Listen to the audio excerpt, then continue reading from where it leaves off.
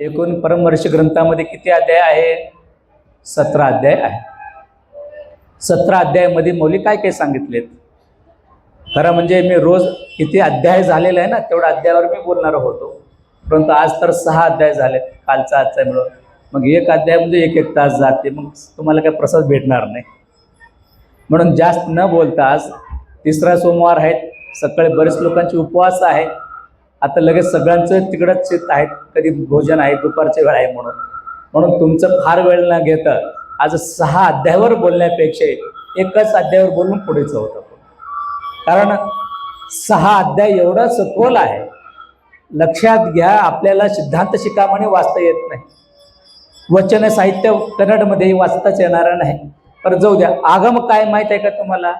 कुठला आगम निगम ते काय माहीत नाही महाराज म्हणतो.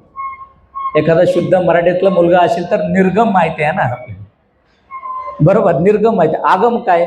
आगमच माहिती नाही. म्हणून थोडक्यात सांगायचं म्हणजे ह्या भारतीय संस्कृतीमध्ये, या हिंदू संस्कृतीमध्ये मूळ जे काही ज्ञानाचे भंडार आहे तो वेद, आगम, षडस्थल म्हणजे षडदर्शन आणि आरण्यक, ब्राह्मणक अशी अनेक काही ग्रंथ आहे. तो ह्या जगाच्या पाठीवरचं मूळ अशी ग्रंथ आहे. तो ज्ञानाची भांडार आहे.